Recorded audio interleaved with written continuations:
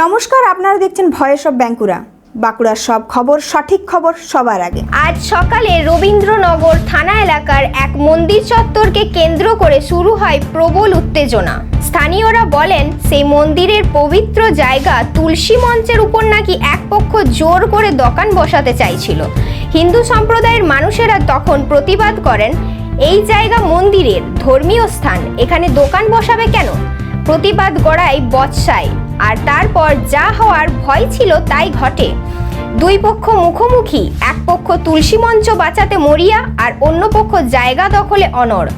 ইট ছোড়া, মারামারি, পুড়িয়ে দেওয়া হলো মোটর বাইক, এমনকি পুলিশের গাড়িতেও হামলা চালানো হয়। এক মহিলা কনস্টেবল, তার মাথায় লাগে ইট, রক্তাক্ত অবস্থায় তাকে হাসপাতালে ভর্তি করতে হয়।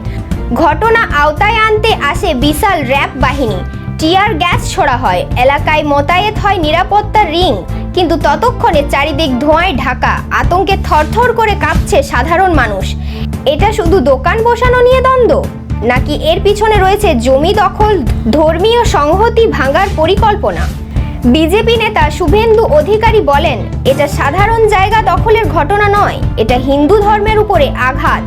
তিনি প্রশাসনের নীরব ভূমিকা নিয়েও প্রশ্ন তোলেন, দাবি তোলেন রাজ্যপালের হস্তক্ষেপের।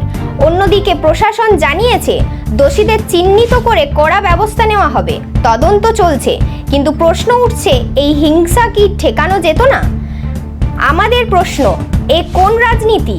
মন্দিরের পবিত্র জায়গা যদি রক্ষা করতে গিয়ে রক্ত ঝরে, তা কি আমাদের সমাজের পরাজয় নয়?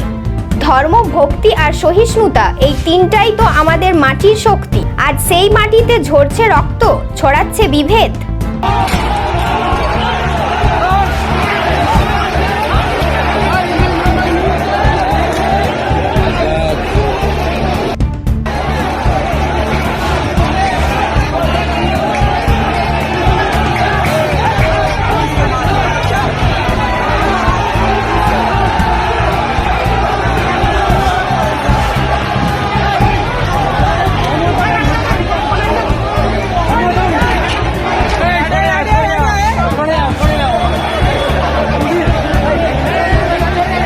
এই ধরনের গুরুত্বপূর্ণ খবর সবার আগে পেতে আমাদের চ্যানেল সাবস্ক্রাইব করুন আর ভিডিওটি শেয়ার করতে ভুলবেন না। আপনাদের মতামত কমেন্টে জানান আর লাইক শেয়ার করে ভয়েস অফ বাঁকুড়ার পাশে থাকুন।